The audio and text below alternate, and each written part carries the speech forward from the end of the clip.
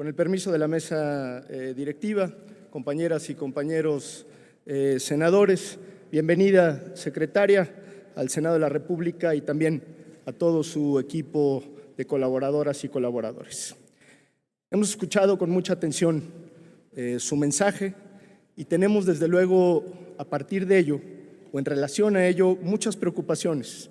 En obvio de tiempo voy a concentrarme solamente en dos grandes ejes que quiero dejar a su consideración. El primero de ellos, que nos alarma enormemente, es lo que nosotros denominamos como la configuración del nuevo Estado mexicano. ¿Por qué nos preocupa esto? Porque nos parece que cada vez se hace más difícil el ejercicio y la protección de los derechos de las personas. Desde el sexenio pasado, lo digo con responsabilidad y con respeto, se ha impulsado una estrategia deliberada para debilitar el sistema de pesos y contrapesos y con ello restringir las herramientas de protección de los ciudadanos frente al abuso del poder. Este proceso ha tenido varios episodios. El más evidente, sin lugar a dudas, es la reforma al Poder Judicial del 2024, que desde nuestra perspectiva desmanteló uno de los poderes de la Unión y cooptó políticamente a uno de los contrapesos. Una reforma que, por cierto, acabó con la carrera profesional de miles de juzgadores, que llevó a cientos de personas a competir en una elección plagada de irregularidades y que, cuando menos hasta el momento, no ha mejorado el acceso a la justicia de las personas. Pero no es el único ejemplo. Ya había habido una reforma a la Ley de Amparo en 2024, con la que se limita la posibilidad de que jueces y tribunales otorguen suspensiones con efectos generales frente a normas. Eso no solo redujo el control frente a las leyes inconstitucionales, sino que limitó la protección de los ciudadanos frente a las normas lesivas para sus derechos. Igualmente, la ampliación y el abuso de la prisión preventiva oficiosa, que tiene a 39,000 personas encarceladas sin juicio y sin sentencia, aun cuando se ha demostrado que las penas no reducen la incidencia delictiva, pero sí engordan las cárceles con jóvenes, en su mayoría pobres, recluidos en circunstancias francamente deplorables y sin acceso a una defensa adecuada frente a un Estado punitivista. Igualmente, la profundización de la militarización de la vida pública también es una expresión de esta reconfiguración institucional, porque distorsiona, entre muchas otras cosas, la naturaleza civil de la Guardia Nacional sin que efectivamente se ejerzan los mecanismos de rendición de cuentas para evitar los abusos del poder y la supervisión de la actuación de las Fuerzas Armadas en tareas de seguridad y en otras tareas. Y finalmente, la reforma a la Ley de Amparo, que está por discutirse y que representa una amenaza mayúscula a los mecanismos de defensa de las personas. Lo decimos con todas sus letras. De aprobarse en los términos que está planteada, limitaría el único mecanismo por excelencia para garantizar y proteger los derechos de las personas, de las comunidades y de los colectivos. ¿Está usted enterada, secretaria, que más de 50 personas han acudido a este Senado de la República, barras de abogados, defensores de derechos humanos, organizaciones feministas, académicos, especialistas, para advertir que esta reforma es regresiva, que debe detenerse, repensarse y modificarse? Porque nosotros lo decimos como lo han dicho ellos, ellas. Si quisiéramos verdaderamente hacer una reforma progresiva en el juicio de amparo, deberíamos estar discutiendo cómo corregimos la imposibilidad de cumplir sentencias del juicio de amparo, cómo facilitar y hacer asequible este juicio para todas las personas y cómo avanzar hacia la protección de los derechos colectivos, como los derechos indígenas, ambientales, entre muchos otros derechos que deben ejercer las minorías.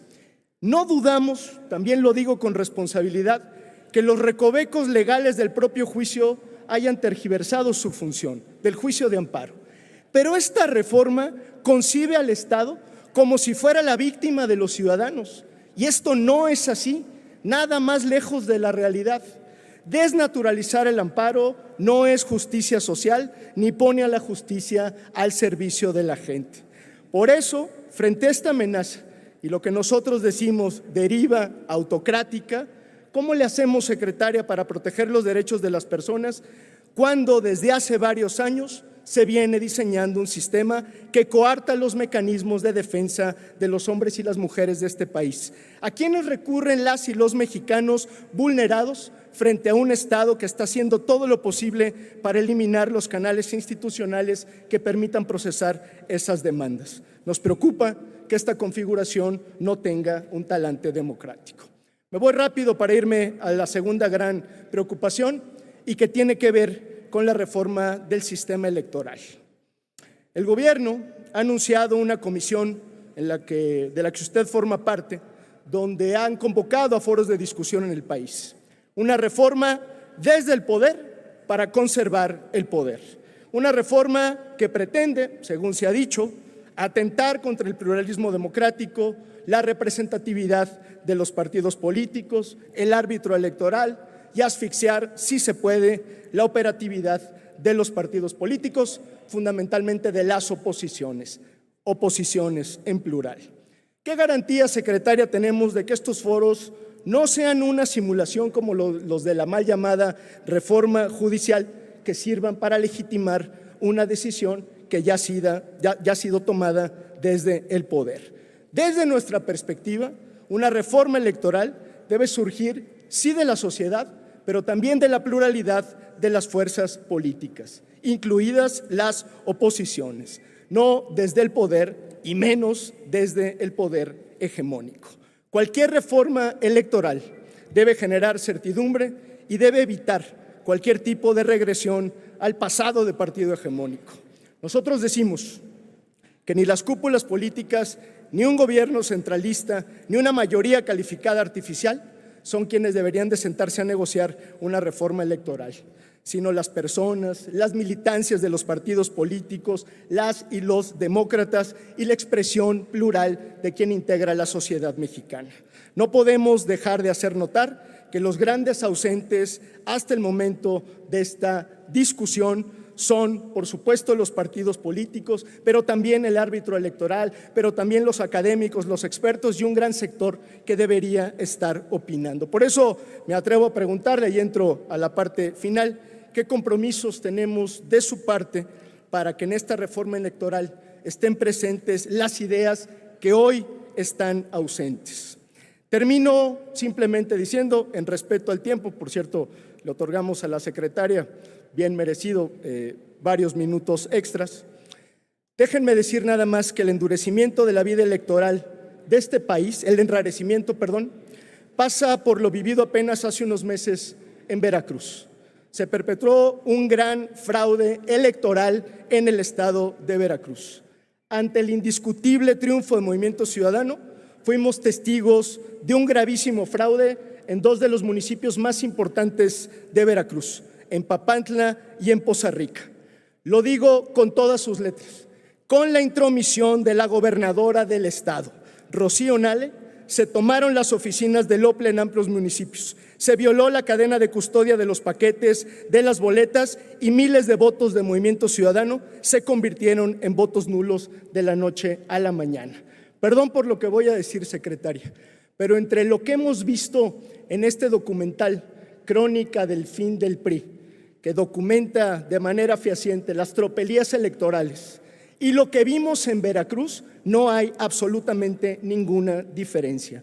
Hay un gravísimo retroceso democrático y eso es algo que, por supuesto, alarma a Movimiento Ciudadano. Finalizo, gracias por la tolerancia, reiterando el compromiso de Movimiento Ciudadano para el bienestar de las y los mexicanos. Ante los problemas que enfrenta nuestro país en términos de bienestar, justicia y paz, lo que menos necesita nuestro país es imposición. Lo que más le hace falta es política de acuerdos y diálogo republicano. En eso siempre contará con Movimiento Ciudadano. Muchas gracias.